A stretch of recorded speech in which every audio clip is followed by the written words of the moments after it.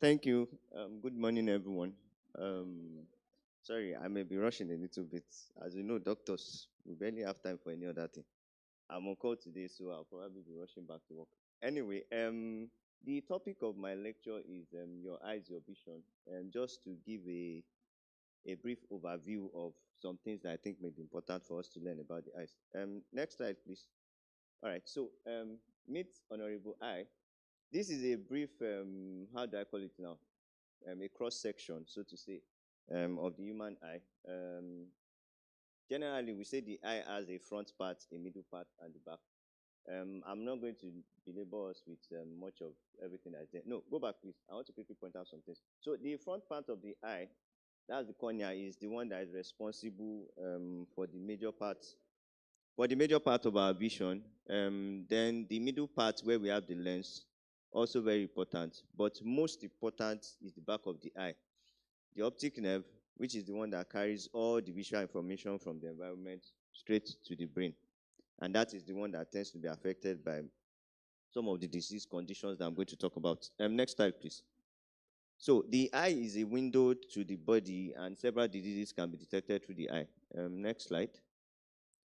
So the eye has two fluids, so to say, that it uses to perform its functions. One is in front of the eye, that's the aqueous. The second one, which tends to be the larger volume, is the vitreous humor. And the optic nerve has a minimum of 1 million nerve fibers that connect it to the brain, meaning that it can be much more than that. But from most research, it has been demonstrated that you have up to 1 million nerve fibers within that single optic nerve that connects the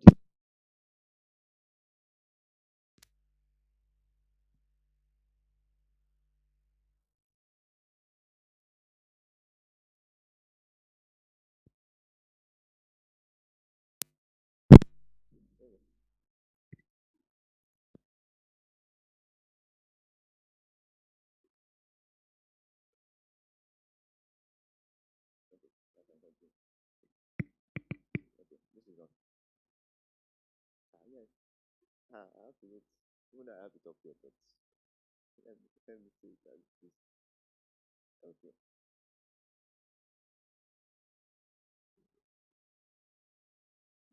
Oh, okay. What happened?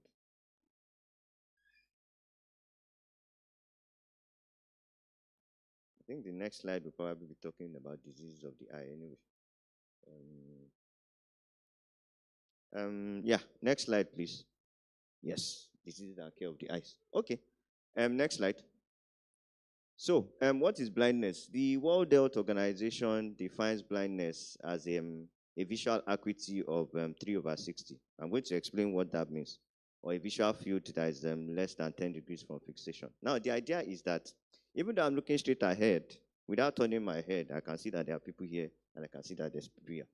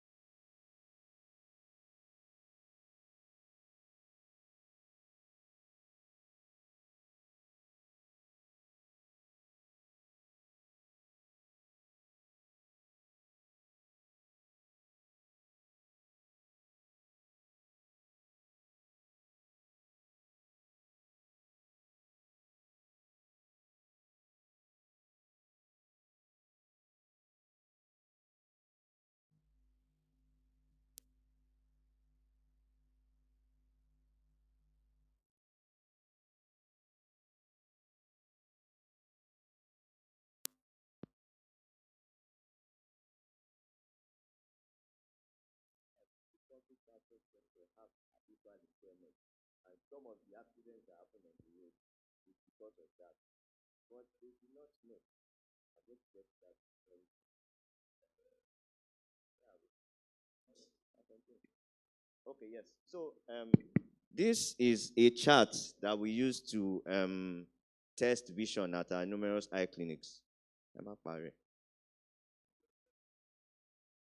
Okay. So on the left, change to left there too. Good. So on the left, you have the literate chart.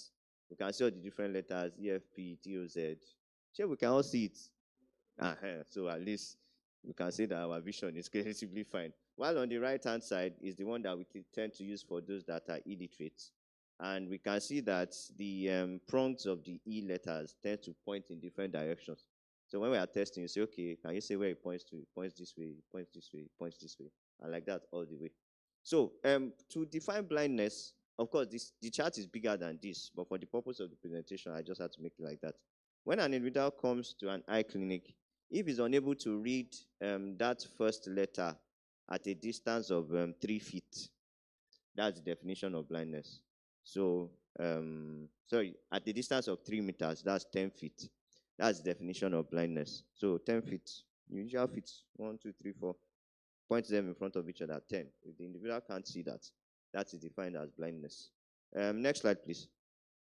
So, what are some of the heartbreaking data that we have? About 2.2 billion people worldwide have visual impairment. Now, visual impairment not necessarily to the level of blindness, but some reduction in vision that is significant enough to interfere with their routine daily activities. Almost half of this is preventable, and again, almost half of these are yet to be addressed. And more than 4 million Nigerians over 40 years of age are affected. So we can imagine what that means. And then all age groups are affected, of course, by different conditions. Next slide, please. Next. Okay, so what are some of these common causes of visual impairment or blindness, as the case may be? There's one I didn't list there. It's computer vision syndrome. And I deliberately placed that first because we are all using screens, phones, even me that I'm talking. That I can tell you I was working on my laptop before I came inside here. So I'm guilty as well. So we have cataract, glaucoma, refractive error, glasses, pterygium, diabetic retinopathy, and then eye trauma, and then computer vision syndrome, which I said I didn't list here. Next slide, please. So yes, computer vision syndrome, also known as digital eye strain, is a public health problem, of course, because of technology. Practically everybody has devices now, including small children. I know it's easy to give children pads, but it has its own disadvantages. It's associated with the use of computers and by extension our mobile phones and our tablets. It's the leading occupational health problem in the century. So what are the warning signs?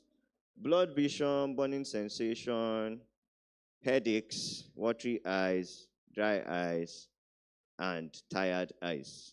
Next slide, please. So there's a way out. What do we do?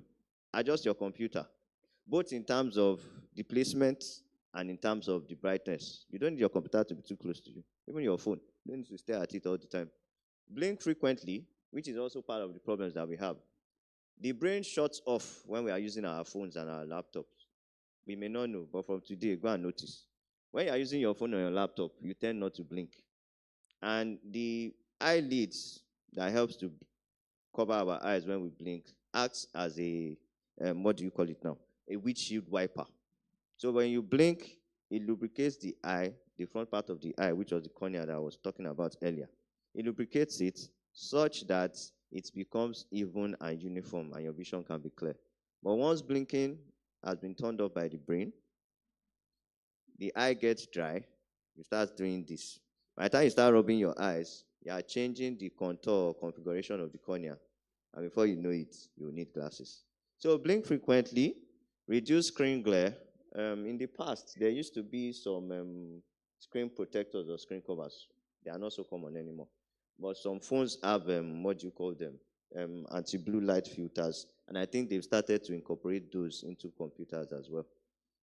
Use the right eyeglasses for those of us that are already wearing glasses. Adjust your posture, which is what I was talking about.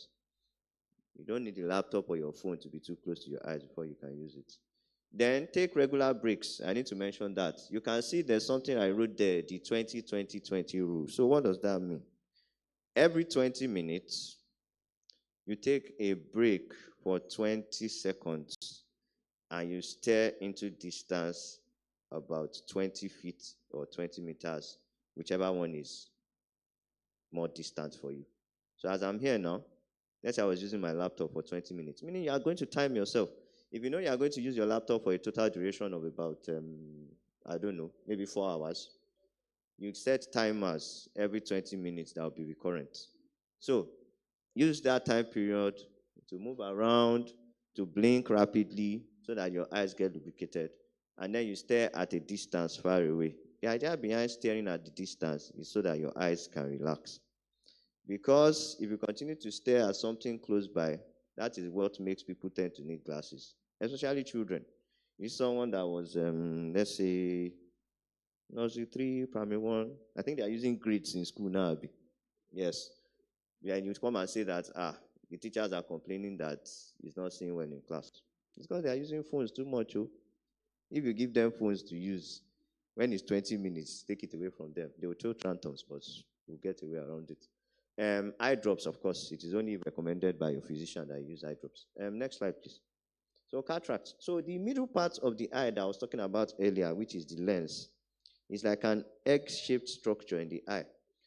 All the light rays that are coming from the environment pass through that lens before they get to the back of the eye. Now, as a result of different things, the most common one being age, individuals greater than 50 years of age are the ones that are most likely to develop this cataract. So, as we can see from the picture, we can see the other eye. Everywhere looks very black, but the left eye has that white thing in the middle, which is the cataract. It's readily treatable by surgery anyway. So the common causes, aging. For individuals that are greater than 50 years of age, they tend to have that. Injuries, especially artisans that tend not to wear protective eyewear. I tell artisans that come to work in my house too that it's not in my house you come and have injury to your eye. I'm an eye doctor. You go and find glasses. I actually have glasses that I give them anyway. It's also common in children too. Not common, but they also have their own types that they can have. Mostly if it's inherited in the family. As I said, it's readily treated by surgery.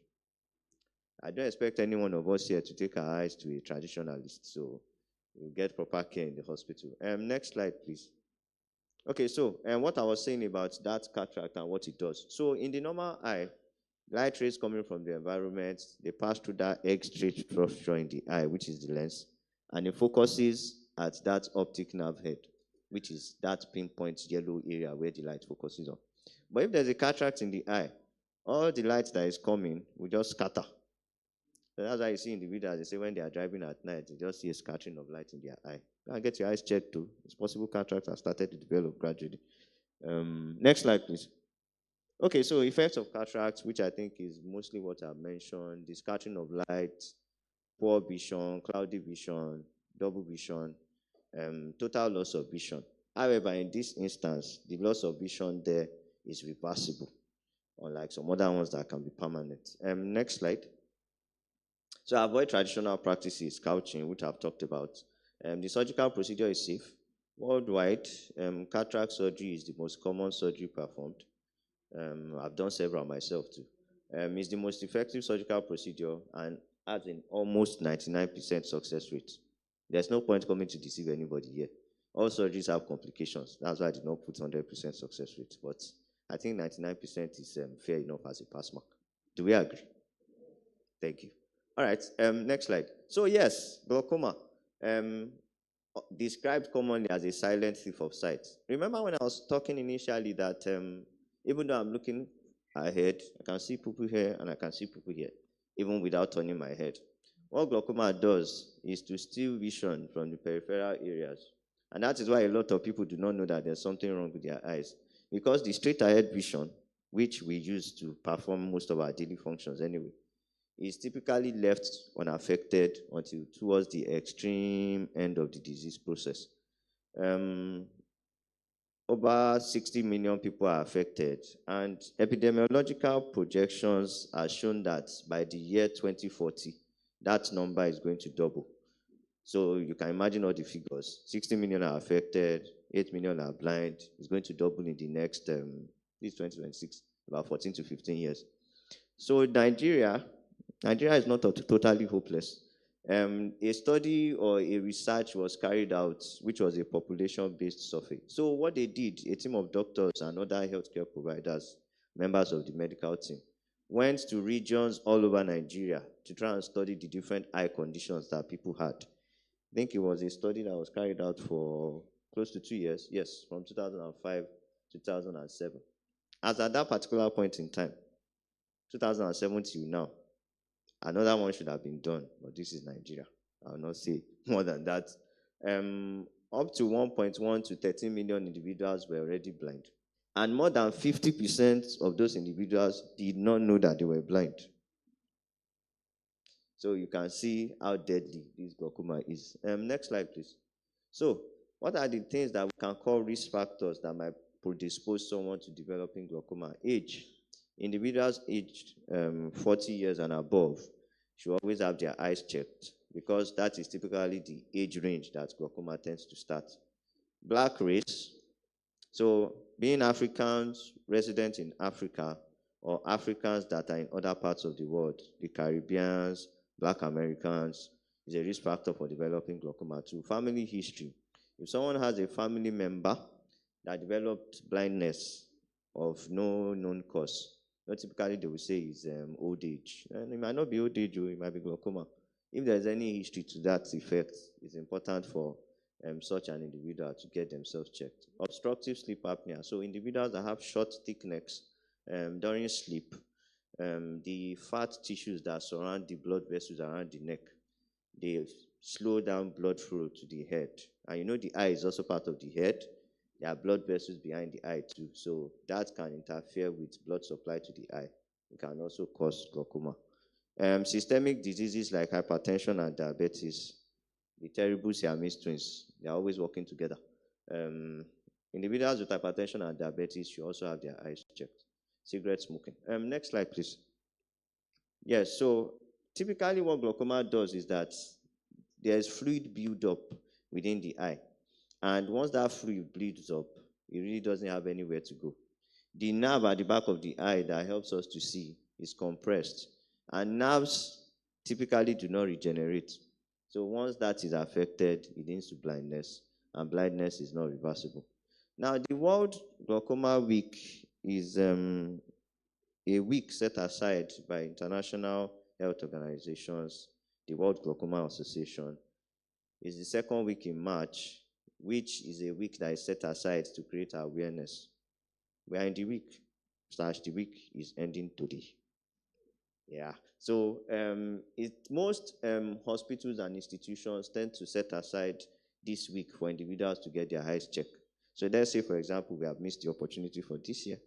Next year, God sparing our lives, second week of March, we should listen out for radio jingles, social media posts. Go to any eye care facility that is close to you and get your eyes checked. If there's no glaucoma, glory be to God. If there is, you'll be commenced on treatment immediately. Next slide, please. So yes, remember what I said about peripheral vision being the one that goes first. So if you see that picture of normal vision, everything is clear. There's no black area. Early glaucoma, you can see some of the areas being black. Advanced glaucoma, the blackness is increasing. And extreme glaucoma, what you call tunnel vision. We know what a tunnel is. A very narrow, long path. And so the person can only see just directly ahead. So you can imagine a driver of a vehicle that cannot see vehicles that are by the side. What will be happening? Accidents, no? As I said, some of the accidents that we see happening on the road is not overspeeding, it's not brake failure.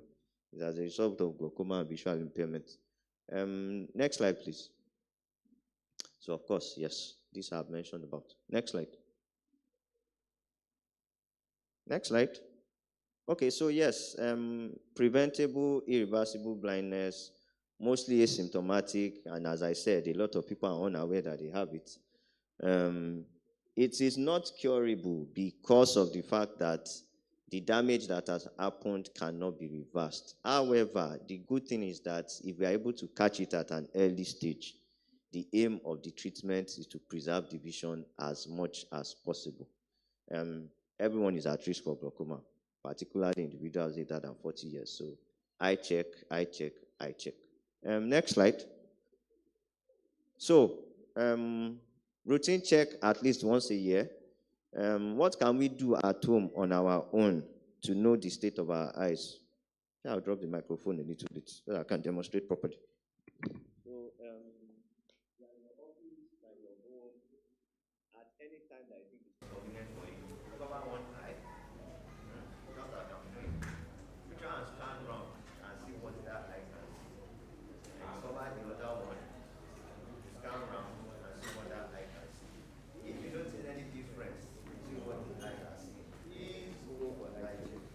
Something may be cooking in your eye. Yes. Okay, yes. So avoid reading or watching television in poorly illuminated environments. If someone has been commenced on treatment, particularly for disease conditions like glaucoma, treatment is lifelong. So the person cannot stop it. It will continue. Next slide, please. Okay, so refractive error. This one is people that are using glasses. I can't see far, I can't see near. They go to get their eyes checked. They get glasses, vision improved.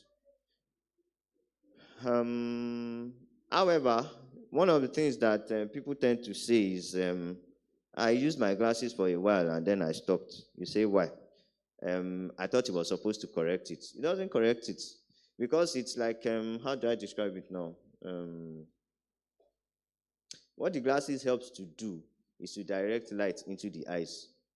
So it's just like you have a pipe flowing water, and now have something that's like a control tap. If you open it, it opens. If you close it, it closes. If you don't wear the glasses, what is supposed to help the light to focus is not there. So it's not correcting anything. It's just helping. As I see a lot of individuals, they'll say, I use my glasses. Well, I just stopped using it. Please don't stop. Oh. What you need to do is to get your eyes checked at regular intervals.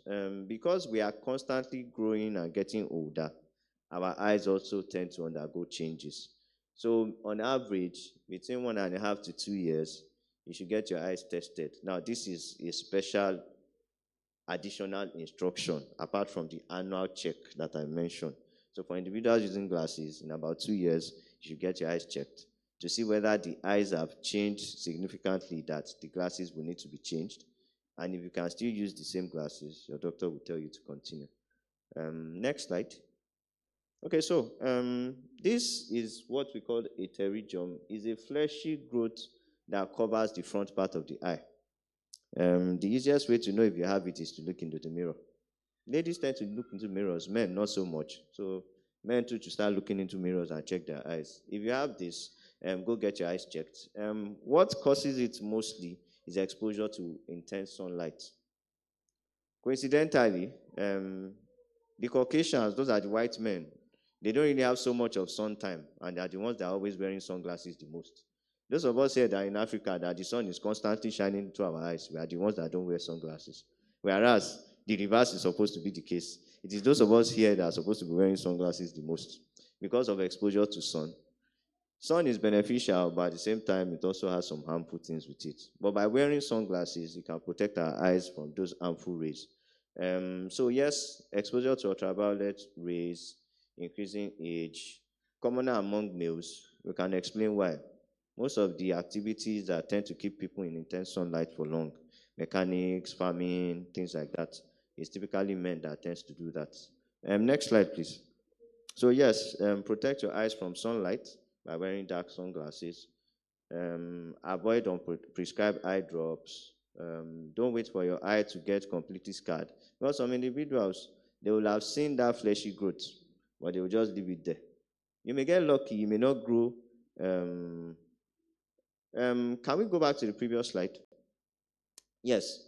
So we can see where the circle of the eye starts from. So for some individuals, it just stops at the edge and it remains there for a long period of time. But for some people, it continues to grow until it covers that central part of the eye.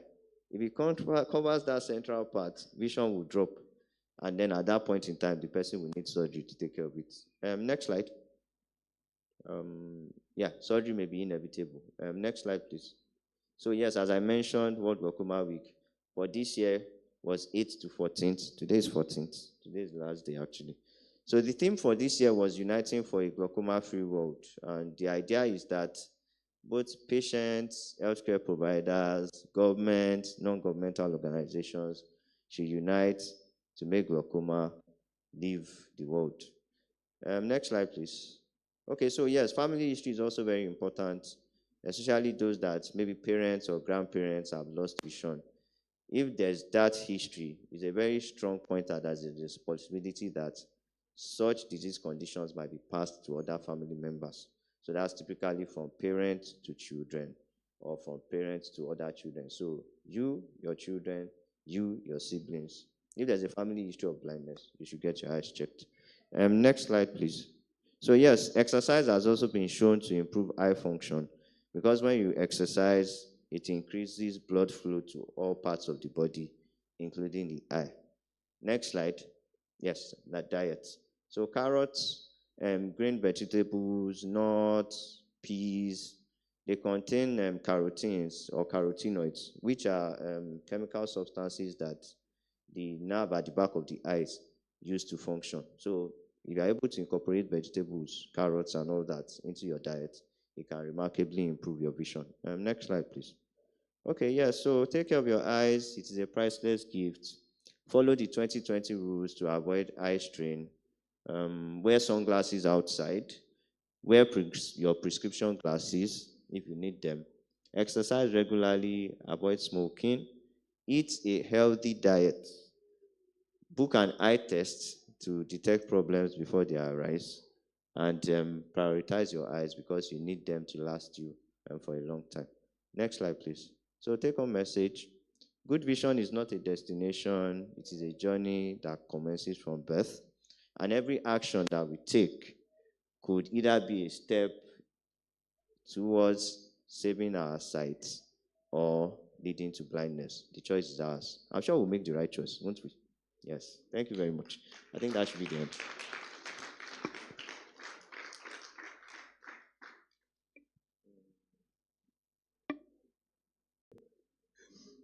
Okay, so you talked about the diet. So I heard that if you take Gary that doesn't have the one that doesn't slap, it affects the eye. Is it true?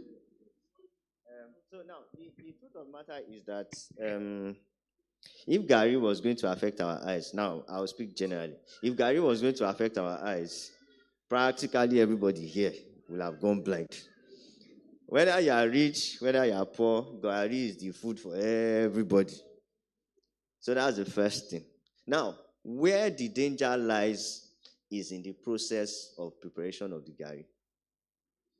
Because cassava, which is where Gary comes from, contains cyanide.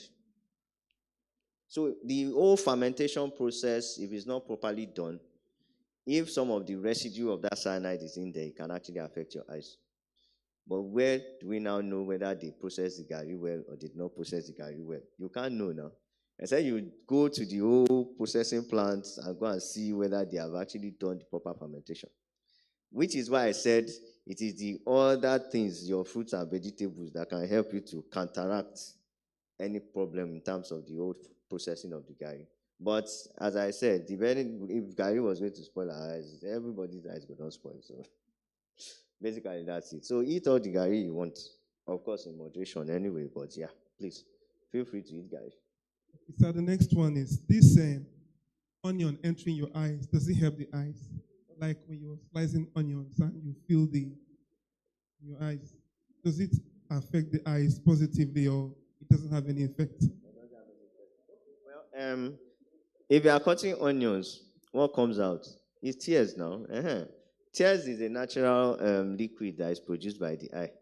Um, the the how do I call it now? The chemical agents that is inside onions that produces tears does not spoil your eyes. But the truth of the matter is there are ways. Oh, if you go to YouTube, they will tell you things you can do. And our mom is here. I'm sure you know you have your own way around how you prevent tearing during cutting onions. But the truth of the matter is that whether you cry when you are cutting onions or you don't cry, it really doesn't affect your eye. But if you are cutting onions and it's affecting your eyes, there are things you can do. Ma? No, no, no, it's okay. Oh, they are used to clear the eyes. It's tears that is producing now. If you are somebody that's been using your computer for too long and you are not blinking normally, if you cut onions and tears come out, will you not blink? You will blink now, so yes. But as I said, well, oh, okay, kill worms. Wow, it's okay. I don't know about worms though, but if you cut onions and you tear up, there's no problem. If you don't tear up too, there's no problem. It doesn't mean you're abnormal. It really doesn't affect the eye in any way. So it's not harmful to the eye. That's just the bottom line. Yeah. All right. This cinema effect, when you go to the cinema, you have everywhere, the light is off, and you're listening to the screen. So if you, and I like that a lot at home, where your brain is just saturated. You just turn on your TV or maybe your laptop, you turn off all the lights, and you start seeing a movie. Does it affect the eyes over a particular period of time? If you remember when I was giving my presentation, I talked about not being in dimly lit environment. Now, the truth of the matter is, I cannot say you should not watch movies. I'll be deceiving myself. Even me that I'm talking, I like to sleep in the dark. And I press my phone up until upwards of 12 midnight. My wife has complained. Dapo knows my wife. My wife has complained too many times, but I won't listen. Man, we have strong head. The issue is, whatever you are doing, don't make it a habit. It's not that you are going to watch movies every single day and you will be in the dark every single day. If it's occasional, all well and good. But if you make it a routine to always be in the dark, so much will happen to your eye. Oh. First is the computer vision syndrome that I talked about. You will be staring at the screen for long, you will forget to blink. Eyes will start getting damaged gradually. Don't make it a habit, basically. That's the summary of what I'm saying. If you go to watch movies in the cinema too, don't make it a habit. Once or twice a month, or whatever you feel is comfortable for you to go to the cinema, why not? But don't make it a habit. Basically, don't make it a habit. Okay, so phone brightness, like the screen brightness of your phone. There are some screens that when you see it, you will not be able to look at it twice. Does it affect the eyes? Or because I also see some that are so dim that you can't even see anything when you look at the screen. So does it have effect on the eyes?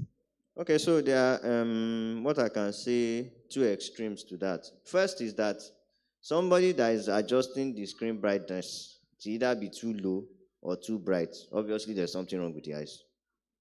Ah, yes, there's why now. If you have to reduce the brightness to an extent or to the lowest, it means your eyes cannot tolerate it, is it not? So you go and get your eyes checked to be sure that you are fine. If also you have to increase the brightness from what normal people will probably use before you can see, it also means that what? There's probably something wrong with the eyes. You should also go and get it checked. However, as I've said, there are some phones that have anti-reflective or anti-blue lights already, blue shield, yes, already incorporated into it. So as much as possible, you should activate that so that it helps to filter. Because you see, these white lights that we are seeing, it's not actually just white light. It's a blend of lights of different wavelengths, different colors that's now outmatched and neutralized each other to now give white. So there's red, orange, the whole rainbow colors, they're all in here. If you pass these white lights through a special light now, it will give the whole rainbow spectrum. So you can imagine all of those light colors hitting your eyes at the same time. Some phones also have what we call adaptive brightness mode. That is, when you walk out into the sun, it naturally reduces the illumination. When you're in the dark, it increases the illumination. So if your phone has those kind of capabilities too, you can activate them. All right?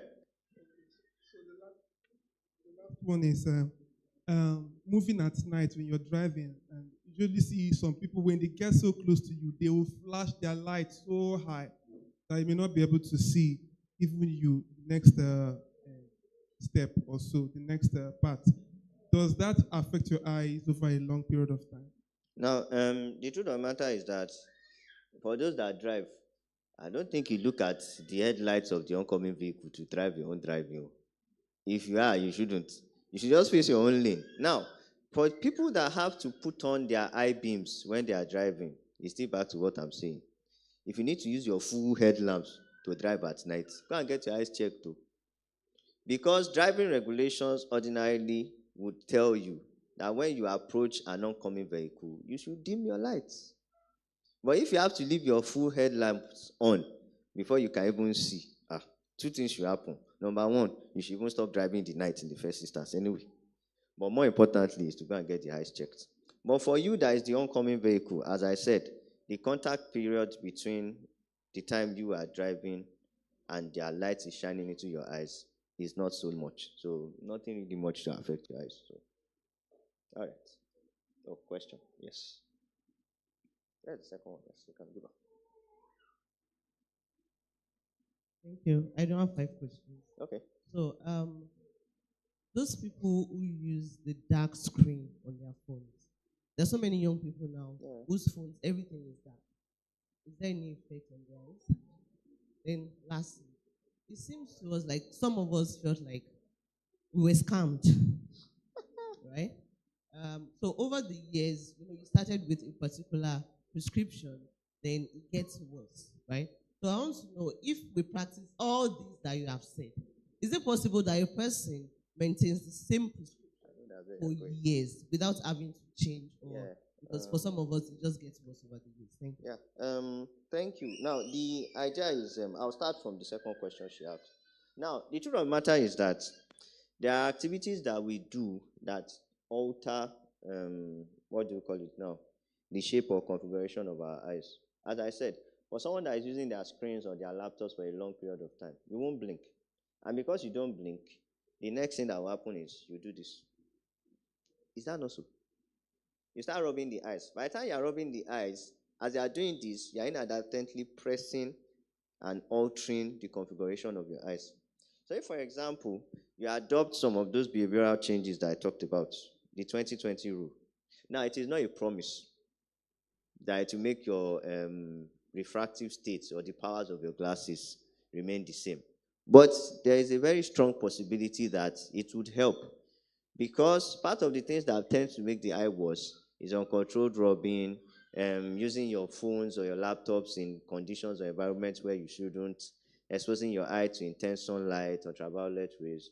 So for such individuals, you can actually try adopt those behavioral changes and see what will happen by the next time you are going for your next test for your eyeglasses. Who knows? It might actually just help. Now, for those that are always using dark mode on their screen, it now depends on how well the phone is built. Now, dark may not be absolutely dark. It might still have some degree of brightness. Now, dark may also be very, very dark. If you are the one that your phone screen is very, very dark, you will not know subconsciously, but your eyes will be making adjustments. And when your eye is making adjustments, it's going to be forcing itself to see what it normally would not be able to see. Over time, before you know, such person will start having visual complaints. You might need glasses and all of those things. So what really do you need an intense dark mode of your phone for? What are you doing? Anyway, any other questions? Okay, yes. Please, let's get out the microphone, please. Thank you, thank you, doctor. I want to find out about eyes allergy. Is Yeah. it hereditary, or is something that just come along the line? Okay. Yes. I forgot to mention allergy because I wasn't really sure of what the audience was going to be like. But it's a good question. There are children here, so now I can mention it. So the idea is, um, practically every disease condition, if you decide to do a genetic or family tree, so to say, it's possible that you might actually see that there are some genes that are passed down from generation to generation. Now, the manifestation is now what differs. A generation might skip it, a generation might have it. But once a generation has it, the chances of passing it down to the next generation becomes remarkably higher. So it's actually quite possible that you see a family that everybody has allergy, meaning that they'll be rubbing and scratching their eyes and all of those ones. But the good thing is that it is treatable. Now, I say it's treatable because we know what the manifestation of the allergy is. There are blood cells in the body that produce some certain chemicals in response to the agent causing the allergy. So what we do is to give medications to mop up the chemicals that are circulating in the body, and also to stabilize those cells from releasing further chemicals. But that is on the level of treatment. So what are the behavioral things we can do? Now, there are some things that have been commonly shown that can cause those allergies to happen. Um, People that have pets, cats or dogs, um, if you have rugs in your homes, rugs tend to trap dust. Dust is also an allergy agent. Flower pollens, there are different types of flowers. When I was growing up, there are a lot of hibiscus flowers that used to be everywhere. When we were small, we're going to be removing that yellow part of the thing. It's an allergy agent. Um, but other flowers like this that are majorly just leaves, they are decorative. So those ones are unlikely to cause problems. So if you are able to eliminate some or all of those things, the frequency of the itching or the allergy may not be so much. Now, another good thing is that, particularly in children, when they are getting to about between age, I think from 5 to about 7 years, they tend to outgrow it. So the allergy may not really disturb them so much. But if it continues into adulthood, of course, you have to continue to get treatment for it while removing some of those agents that can cause allergy. So in summary, even though it's not definitive that it can happen in all families, but once a generation has had it, the next generation might possibly come down with allergies. Yes. So. Oh, okay. Question.